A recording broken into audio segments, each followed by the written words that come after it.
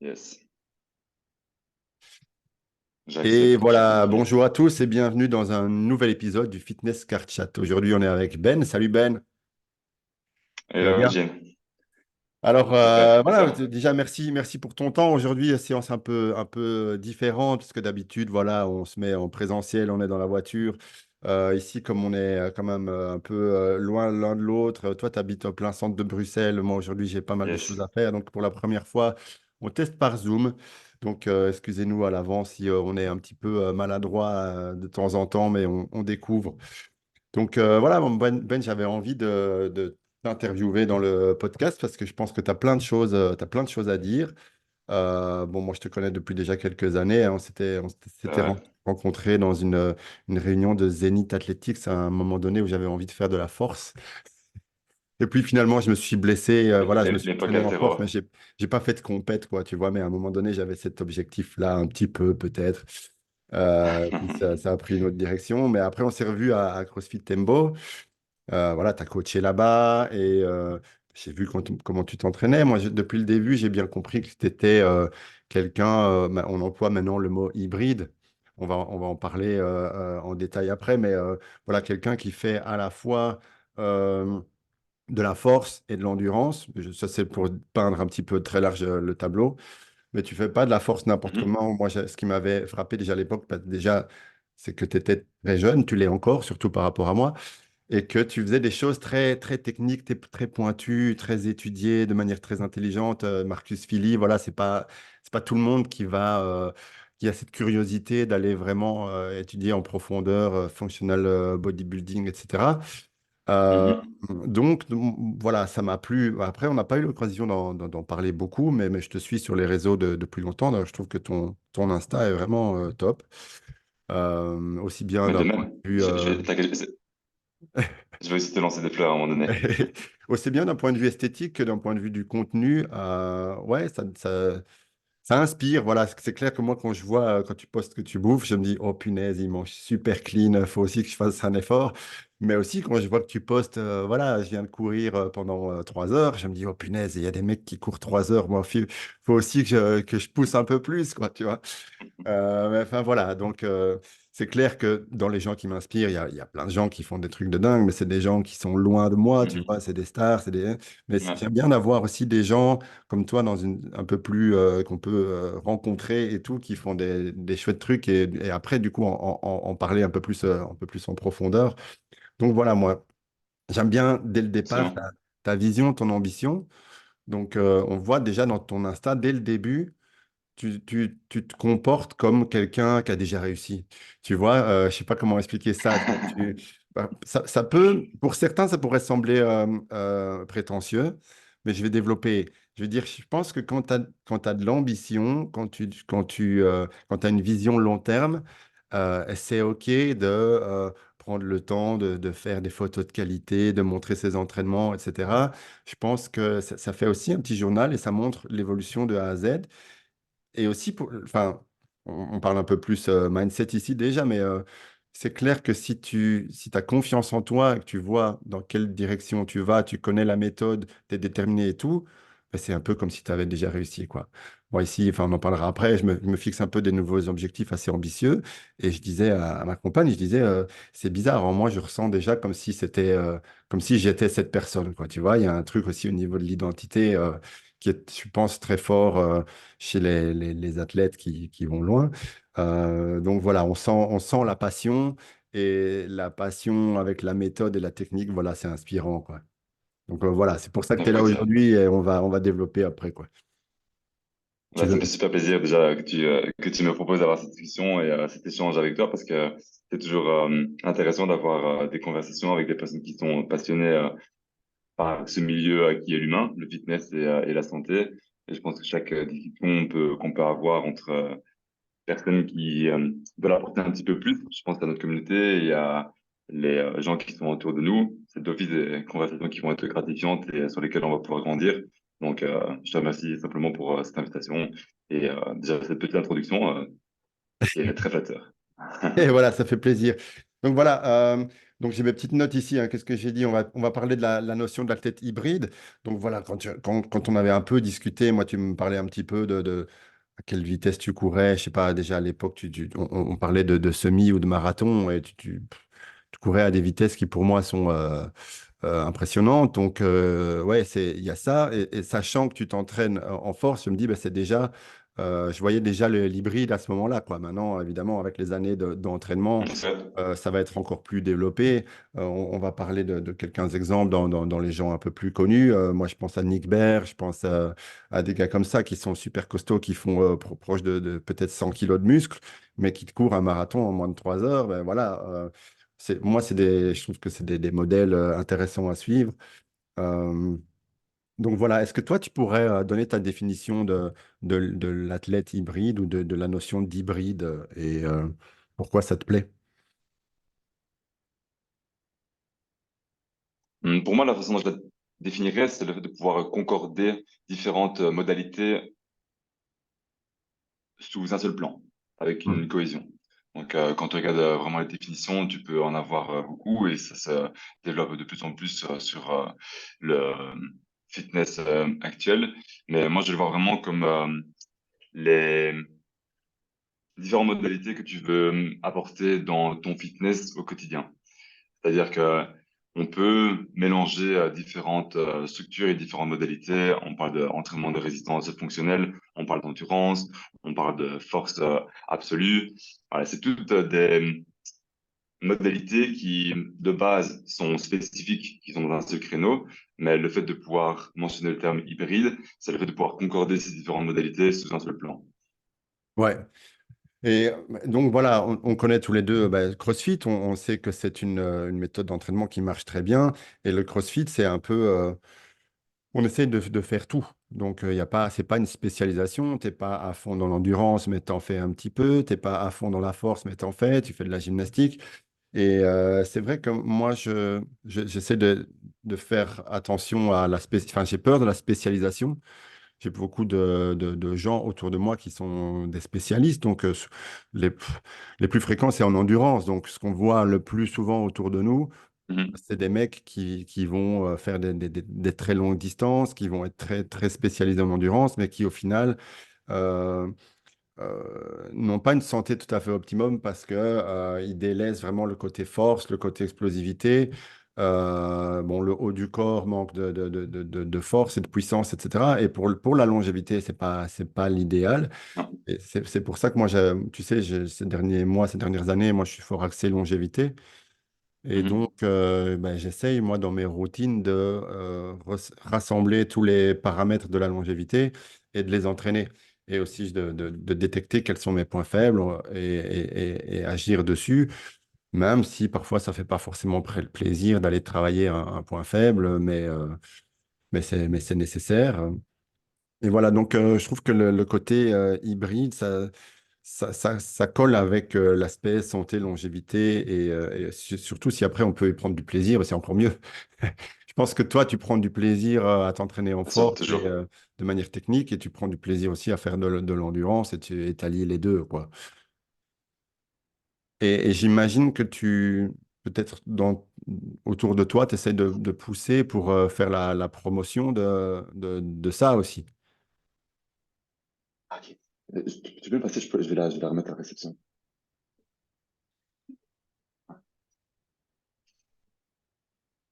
Ouais, ok, ça. Je connais bien la réception parce que je travaille ici. Tu crois que c'est dans la face si je leur donne? C'est là, c'est la réception? Excuse-moi, Yann. Il n'y a pas de souci, on coupera. Ouais, c'est Benjamin. Il y a personne après. Voilà, non. Ah, oui, j'irai à la réception que non, je m'en douce, mais ouais, sorry, on va devoir couper. Sorry, normalement, je n'étais pas censé te perturber. Post-production, travail de Euh, post-production pour moi. pas trop, tu vas plus devoir faire un petit peu Yes. de travail. Ouais, Excuse-moi. je disais simplement, toi, tu l'appliques pour toi, mais est-ce que tu essayes de pousser aussi vers ça dans ton entourage, d'en faire la promotion, voilà, éveiller les gens à être plutôt polyvalents et travailler parce que, voilà, par exemple, on connaît hein, en général les femmes ont peur un petit peu de travailler en force parce qu'elles ont peur de ressembler à des hommes. Les mecs qui sont à fond pour l'endurance ont peur de faire de la force parce qu'ils ont peur de perdre en performance. Mais voilà, on est plusieurs à essayer d'éveiller les consciences sur le fait que oui, c'est pas parce que tu fais de la force que tu vas perdre tes perfs en endurance. Et au contraire, il y a moyen de travailler les deux en parallèle ou à phaser dans l'année. Je sais pas comment on va en parler peut-être après au niveau planning d'entraînement, mais est-ce que tu essayes de faire la promotion de ça autour de toi? Ouais, absolument. Bah, je pense que tu as, voilà, t'as des choses intéressantes et tu le vois sur le réseau. Bah, c'est un peu ça que j'essaie de partager au mieux. Parce que le fait de pouvoir combiner, parce qu'on parle d'entraînement hybride, tu as mentionné le terme de CrossFit, un autre terme qui me vient souvent aussi en tête, c'est holistique. C'est le fait de pouvoir euh, adopter dans sa semaine, en fonction de ses envies, de ses priorités, ben, ces différents piliers. C'est un terme que on utilise souvent dans notre jargon, le fait de dire que dans un décours temporel, sur une année, on a différents objectifs. Et avoir ces différents piliers qui sont activés en endurance, en entraînement de résistance fonctionnelle, en force, ça peut pas être tiré de la même façon, ou en tout cas avec la même structure ou la même intensité. Donc quand on s'engage à faire différentes modalités parce que justement on n'est pas spécifique et qu'on a envie de pouvoir euh, avoir différentes choses en fait dans sa semaine, différentes activités, ben, il y en a certaines qu'il faut mettre en avant en priorité. Et donc quand on parle de hybride, bah, c'est souvent la connotation de force avec l'endurance, force qui peut aussi être interprétée dans différentes façons, mais un athlète hybride, c'est quelqu'un qui va du coup mettre ses piliers en avant par rapport à l'autre. Parce que Hmm. mettre les deux en avant, c'est pas possible. Juste, il y a différentes phases au sein de l'entraînement qui doit être bien structurées, mais c'est le fait de pouvoir justement développer bah, ces différentes modalités au sein d'un seul plan. Tandis que quand tu parlais Ok. de CrossFit, bah, ça c'est encore un autre secteur. Ok, donc je vais essayer de résumer ce que tu viens de dire, voir si j'ai bien compris. Quand tu veux essayer de développer les deux qualités en même temps, j'ultra simplifie, hein, je parle force et endurance. Tu peux y arriver, mais alors tu dois faire des phases, tu dois faire des phases d'entraînement où tu vas faire le focus sur une plutôt que l'autre. Et puis une autre partie de l'année, peut-être tu vas inverser. Et je sais pas, peut-être tu travailles ton endurance pendant 6 mois et la force un peu au second plan. Et puis après, après ces 6 mois-là, tu vas faire plus de force et l'endurance, tu vas juste la maintenir, mais peut-être plus la développer, ce genre de concept, quoi. C'est ça, c'est ça. Ben, tout dépend forcément du niveau d'expérience de l'individu. On a Mhm. tous un background et des expériences qui sont justement différentes. Donc, quelqu'un qui va commencer à un certain moment ne va pas avoir les mêmes adaptations et ne va pas pouvoir structurer ou voir l'évolution de la même façon qu'une autre personne. Donc, c'est ça que ces piliers sont importants en fonction de la phase et dans l'expérience dans laquelle chacun se pose. Et comme tu l'as dit aussi au début, ben, quand tu as tout un background en entraînement de résistance fonctionnelle, en CrossFit ou encore en bodybuilding, d'hypertrophie et de force, et que il y a un moment donné, par curiosité et par envie, on a envie de pouvoir développer d'autres activités, bah, c'est là où on devient, entre guillemets, hybride, parce qu'en général, on n'a pas envie de délaisser toute l'expérience qu'on a accumulée jusqu'à Mhm. présent et qu'on a envie de pouvoir mettre ça en supplément. Et ce supplément, bah, c'est la concordance justement entre ces deux pour ne pas perdre voire maintenir quand on veut avoir une autre expérience. Et ces différents piliers, du coup, s'ajustent en fonction des saisons.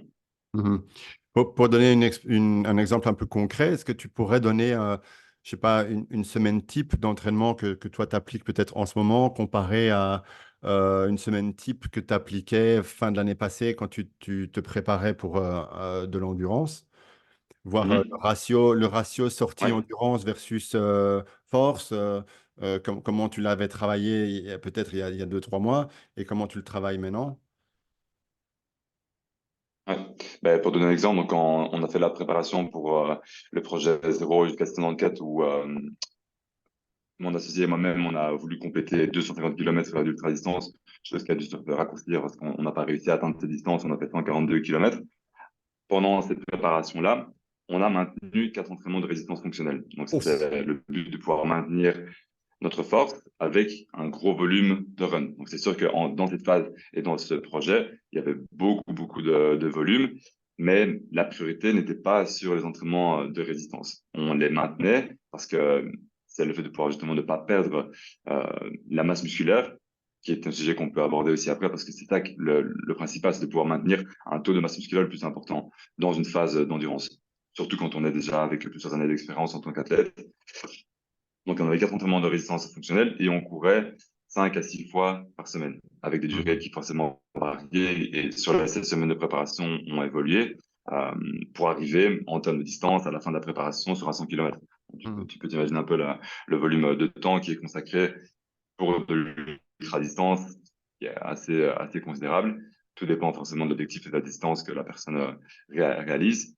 Comparé à maintenant, où le run est drastiquement réduit. Il est vraiment là pour faire office de support et de loisir, parce que après une préparation qui est aussi importante en endurance, quand on a déjà un passé dans le bodybuilding, dans l'entraînement fonctionnel, l'envie de pouvoir reprendre ce pump et juste le plaisir de s'entraîner dans les entraînements de résistance prend toujours le dessus.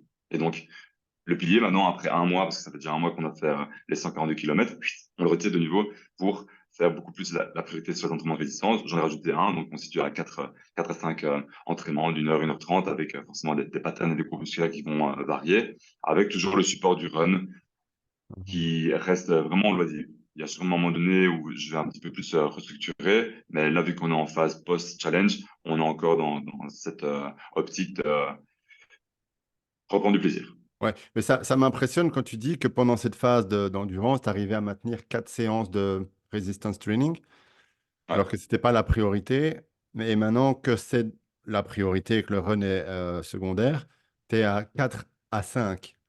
Donc finalement, tu as juste rajouté une séance par rapport à ce que tu faisais. Parce que voilà, c'est cinq ça. Mais cinq sessions de résistance, c'est déjà pas mal, quoi. Je vois pas trop comment tu pourrais faire plus, en fait. ben, c'est le fait de dire que ces 4 entraînements, ben, ils sont là pour supporter la charge déjà de run, parce que les entraînements de résistance ne permettent pas juste d'avoir un esthétique, c'est le fait de pouvoir maintenir des articulations qui sont saines, éviter les blessures, maintenir un taux de tissu musculaire le plus important possible. Et parce que d'un point de vue simplement expérience, euh, retirer un entraînement pour se dire 3, on aurait peut-être pu avoir les mêmes résultats, mais on a voulu montrer que cette base d'entraînement de résistance nous a permis en fait d'acquérir aussi rapidement cette base d'endurance sans se blesser et de pouvoir compléter ce genre de distance. Sans les d'entraînement de résistance qu'on a déjà pu accumuler par expérience, on parle d'années, on parle pas juste de mois, on a pu atteindre assez rapidement en 16 semaines un volume d'entraînement qui nous a permis de compléter 142 km. Mhm, mhm. Ouais, j'avais une question à te poser par rapport au volume d'entraînement et aussi parce qu'il y a moyen d'en faire trop. Enfin, si on est ultra motivé ou si on se fixe un objectif trop ambitieux. Moi, je suis dans une phase ici où je rajoute pas mal de volume et je me pose la question, comment est-ce que je vais savoir quand j'en fais trop? J'ai des petits indices, tu vois, par exemple, du mal à s'endormir ou un petit peu le sommeil agité, les jambes agitées, tu sens un peu des tensions dans les jambes, si tu as mis trop de volume ou quoi. Sensation de pas avoir suffisamment récupéré, d'être fatigué. Est-ce que toi, tu as des astuces pour savoir jauger quand tu es allé trop loin dans ta semaine, quand tu as commencé à rajouter trop de volume et que tu dois revenir un peu en arrière? Ça, c'est tricky comme question, hein. C'est Ouais. complexe et c'est multifactoriel. L'autorégulation, forcément, fait partie, est le maître mot quand on s'engage dans de multiples disciplines et le fait de concorder justement les entraînements de résistance avec l'endurance, bah, on sait naturellement qu'on s'engage dans quelque chose qui va être fort demandant et qui va solliciter nos ressources. Euh, dans toute une journée, forcément, il n'y a pas que le stress physique qui est impacté par les entraînements. Il y a le stress privé, il y a le stress professionnel. Donc, c'est sûr que de pouvoir moduler tout ce stress, bah, chacun a un petit peu ses astuces, ses tips. Du moment que la personne arrive à dormir convenablement et à une nutrition qui est au top, parce que pour pouvoir subvenir à cette charge de stress, il faut avoir ces piliers-là qui sont forcément le, plus précis et le plus optimal possible.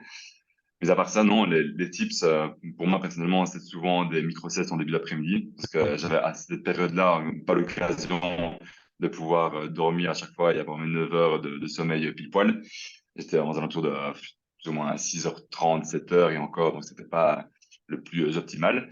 Mais voilà, c'est chacun dans sa vie en fonction de ces différents stress qui ne font que se rajouter au final avec le stress physique, Mhm. privé, professionnel. Il faut trouver dans ces journées et la façon dont on peut récupérer le mieux. Parce que sans récupération, t'as beau donner tout l'effort que tu veux dans tes entraînements, tu vas pas pouvoir tenir très longtemps ou en tout cas avoir les progrès. Et c'est ça le truc le plus compliqué dans une charge d'entraînement, c'est cette autorégulation continue et le fait de dire, OK, est-ce que la charge d'entraînement, est-ce que l'effort que je mets au quotidien, là maintenant, me permet d'évoluer sur base de la récupération que j'ai actuellement. Et si c'est pas le cas, il faut ajuster. Et là, pour le coup, bah, on a réussi à quand même maintenir assez correctement cette charge. Ouais, excellent. Du coup, est-ce que tu peux parler un petit peu de la société que vous avez créée avec ton associé qui s'appelle Kinavia? Parler un petit peu des Ouais. services que vous proposez et comment l'idée vous est venue. Et bon, je sais que ça tourne autour d'accompagner les athlètes, ben, entre autres pour des programmes d'entraînement d'endurance, mais j'imagine que c'est pas que ça. Tu vas le décrire mieux que moi parce que voilà, moi j'ai une vision, j'ai une idée de ce que c'est, mais comment tu peux décrire la société et vos services? Ouais, donc Kinavia, c'est trois entités. Tu as Kin pour la kinésie, A pour athlète et Via qui est la racine latine du mot chemin. On a voulu monter cette compagnie de coaching et de programmation en ligne pour élever la qualité de vie des gens à l'aide de différents services holistique fitness et des programmations en ligne. Donc, on se base uniquement sur de l'online avec de l'accompagnement long terme, entre 3, 6 ou 12 mois d'engagement pour mettre toute cette cohésion de projets fitness. Quand Hmm. quelqu'un a une envie de vouloir justement avoir cet accompagnement et cette curiosité et cette recherche de pouvoir améliorer son fitness, il y a différents piliers. On en a parlé, la nutrition, le sommeil, la récupération, l'environnement, les entraînements. Tout ça, on essaie de mettre en place de façon la plus adéquate en fonction de la personne et de l'individu. Ça, c'est un de nos piliers. On fait aussi du coaching sur place en présentiel. Et bientôt, autre projet, c'est de pouvoir ajouter des programmations qui seront beaucoup plus autonomes et alimentées avec différents niveaux pour mettre cette combinaison de base d'entraînement de résistance avec aussi les entraînements d'endurance en fonction de la distance que la personne a envie de pouvoir atteindre. Mhm. Sympa. Ça, c'est les services principaux. Ok, et donc est-ce que vous faites des tests ensemble avec la personne, genre vous faites un test de VO2 max, ou est-ce que vous faites des tests de force ou pour un peu évaluer le niveau initial et puis voir sur quel axe de travail vous allez partir ou vous C'est ça. demandez des chiffres à la personne et vous ne faites pas des tests vous-même? On fait donc, dès qu'on s'engage avec une personne, il y a la première semaine qu'on appelle Assessment Week, où Mhm. là, on évalue et ça va être des tests à l'effort, donc des tests de simplement d'évaluer à quel état actuel la personne est pour son fitness, donc avoir un visuel sur base de retours vidéo et de communication sur le mouvement et de comment la personne bouge. Et quand une personne a forcément envie de pouvoir concorder cet objectif d'endurance, on fait un test à l'effort sur tapis pour pouvoir définir les différentes zones d'endurance que la personne a besoin de savoir pour le projet. Et on met toute cette cohésion en place d'entraînement en fonction de la distance, pardon, du temps que on évalue pour le projet d'endurance. Vu Mhm. que un projet d'endurance, en général, ben, il y a une date finale. Ouais. C'est la date finale qui, forcément, nous donne un peu la deadline sur le plan de la programmation, mais qui continue sur base de ce que la personne a envie de mettre en place. Et du coup, test sur tapis, ça se réalise où? Ça se fait où? C'est un test à l'effort. Le mieux de tout, c'est de faire un test à l'effort où on peut récolter les données lactates, parce qu'on n'a pas encore le matériel pour le faire. Mais les évaluations d'effort peuvent très bien se faire sur base du rythme cardiaque de la personne et du Mhm. perception à l'effort. Ah, c'est pas qu'on Donc a ça, rendez-vous c'est le avec test. vous dans un lieu précis et qu'on fait un test à ce moment-là avec vous, quoi. On Non, fait le test de ça peut, notre ça côté, peut, quoi. c'est ça. Ça peut vraiment se faire du moment qu'une personne a un tapis de course, on sait directement avoir ces données sur base de l'effort perçu qui va être accumulé pour faire l'effort maximal. Donc, c'est un test Van Meval, hein, c'est un peu la test du BIP qui est très connu en endurance. Et sur base de ces différentes données, on donne un protocole avec les différentes zones qui permet d'avoir ces premières interprétations sur l'endurance et qui va être en complément des entraînements de résistance fonctionnelle. Ah, ah. C'est focus sur la course à pied, donc. Quand une personne a forcément envie, ouais, c'est ça, de pouvoir mettre en cohésion les entraînements de résistance fonctionnelle avec l'endurance, ben, c'est Ouais, là où on fait ces tests. Si on a des individus qui sont intéressés à avoir simplement les entraînements de résistance fonctionnelle avec la nutrition, la récupération et la ouais. communication qu'on développe ensemble, ben là, forcément, c'est déjà un peu plus réduit comme offre. Mais on essaye forcément de pouvoir cibler un maximum les personnes qui veulent découvrir plus. En Ouais. anglais, c'est high achievers, parce que c'est avec envie et une certaine intention derrière ce genre de projet. Et donc, forcément, ben, ce sont les personnes qui veulent vraiment aboutir sur un projet à long terme qu'on s'engage à pouvoir délivrer ce genre de Yes. service. C'est pour ça Mais que je les veux dire, programmations seront beaucoup plus autonomes. vous travaillez Et pas forcément avec des cyclistes ou des triathlètes, c'est plutôt des coureurs, hein. Mais ça pourrait peut-être, je sais pas, dis-moi.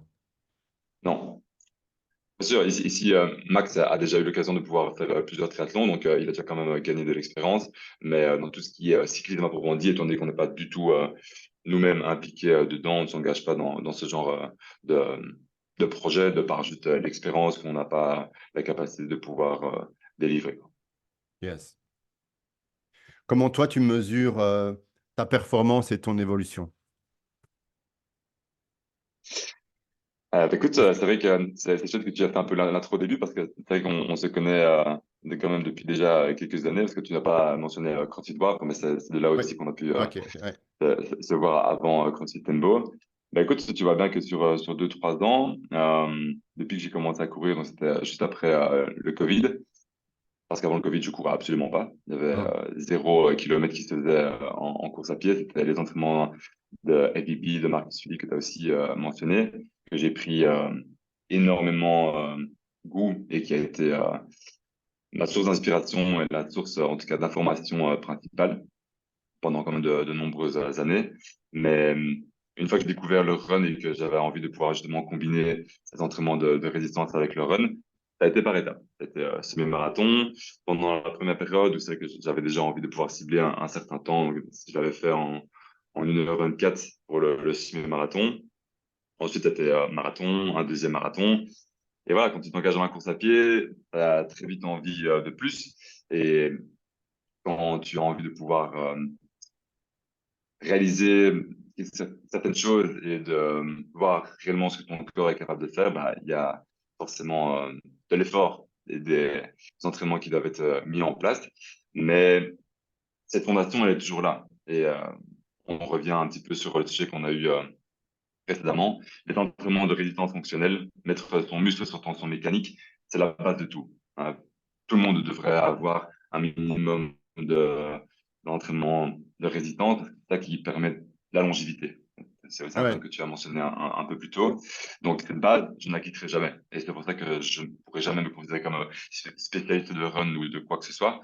C'est une activité auquel j'ai pris goût de par curiosité et non seulement pour l'aspect santé, mais l'aspect psychologique aussi. Le run nous permet, je pense, d'avoir beaucoup de réflexions sur soi-même, sur la vie, sur nos proches et sur notre quotidien, qui est aussi quelque chose que je pense tout le monde devrait pouvoir impliquer.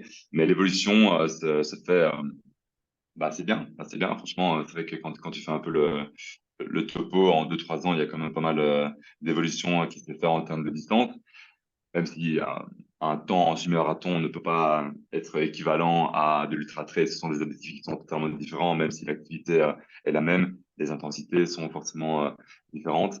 Mais on voit que les entraînements de résistance, avec les fondations et avec l'expérience qui est là depuis des années, Max comme moi, on a réussi à pouvoir développer une base d'endurance qui est assez euh, conséquente de base, de par l'expérience de run qui est assez nouvelle. 2-3 ans, c'est pas très très long en fait. On peut pas dire que c'est beaucoup d'expérience dans le run, mais avoir cette complémentarité entre les deux nous a permis de pouvoir faire une distance qui était quand même assez longue, c'est ça, 52 km. Oui. Bon, malheureusement, on a déjà plus que Encore, 8 donc, tu vois, minutes, d'accord. donc je dois un peu choisir mes questions. Mais là, comme tu viens de faire référence, on peut rebondir là-dessus. Donc, est-ce que tu peux un peu décrire comment tu as vécu ce challenge? Bon, vous visiez 250 bornes, c'est pas rien, hein, c'est assez énorme. Vous avez dû vous arrêter avant la fin, mais même si c'est pas arrivé jusqu'au bout, on doit quand même souligner la performance qui est assez dingue. Et enfin voilà, moi déjà, je vous félicite tous les deux d'être allés jusque-là, c'est inspirant. J'imagine les douleurs et l'inconfort dans les dernières heures ou les dernières minutes avant de se dire, là, j'en peux plus, j'arrête. J'imagine tout ce qui se passe dans la tête aussi, euh, Ouais. avant, pendant et après.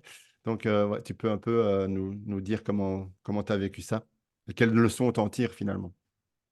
Ouais. Et donc, pour remettre un peu de perspective, le projet donc, s'appelait 0 jusqu'à 694. Et l'idée, c'était de partir le 1er janvier à minuit, pendant le Nouvel An, de Knock, pour arriver 250 km plus loin, au Tunnel de Potrange, à 60 mètres d'altitude. Voilà. Donc, quand tu relis ces deux points à travers la Belgique, c'est comme si tu la croisais complètement. Et l'idée est venue en voulant tout simplement se challenger dans un projet qui n'avait, sur base de données, pas encore été réalisé, et de mettre de niveau en fait un, un target simplement en fait pour pouvoir lancer en même temps nos services qui sont désormais délivrés à travers Kinavère. Donc c'était un peu l'association entre Max et moi pour s'engager dans quelque chose qui allait être dur et de pouvoir partager toutes les leçons qu'on allait en tirer sur base de cette performance. Arrivé le jour J, on s'est très vite rendu compte qu'il y avait plusieurs paramètres qui allaient faire que ça allait être de toute façon compliqué de pouvoir arriver jusqu'aux 250 km. Mais on a quand même essayé d'aller le plus loin possible. Et en partant à minuit le 1er janvier, 17 heures après, on est arrivé ici à Bruxelles où il y avait un petit point au mix où on travaille, au mix Bruxelles où on travaille tous les deux, Max et moi, pour se rendre compte que voilà, Max il avait donné beaucoup et que ça allait être compliqué de pouvoir continuer là-dedans. Donc c'était une conversation qu'on avait eue lui et moi si jamais il y avait un ou deux qui devait flancher. On avait pris la décision que l'autre perdurait. Et je sentais que j'avais encore du jus, malgré forcément des douleurs, comme tu peux l'imaginer, qui étaient déjà quand même bien présents, parce qu'on était au 118e kilomètre à ce moment-là. Mais voilà, je sentais que je voulais encore apporter un petit peu plus, et j'ai réussi à faire les 20 kilomètres qui séparaient Bruxelles pour arriver jusqu'à Grédoiseau, et vouloir continuer quand même juste après, mais avec des pauses qui étaient un peu stratégiques de pouvoir faire une sieste à ce moment-là parce qu'on n'avait pas dormi vu qu'on était parti à minuit et qu'on avait fait courir jusqu'à ce moment où on est arrivé à Clé d'Assaut, donc c'était à 22 heures après le début de la course. Les jambes sont arrivées complètement tétanisées. Impossible de Ah, pouvoir ouais. simplement lever ma jambe. Je devais prendre les deux mains pour la tirer. Donc voilà, il y avait forcément toujours cette envie de pouvoir continuer. Le fait de pouvoir marcher était forcément envisageable. Et quand tu remets tout le contexte et tout le projet ensemble, on n'était pas non plus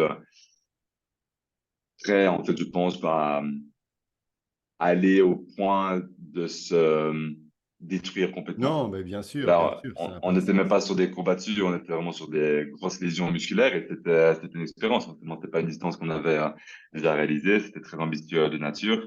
Mais voilà, c'est sûr qu'il y a beaucoup, beaucoup de leçons de vie professionnelle, privée, en termes d'athlète aussi sur ce genre de distance.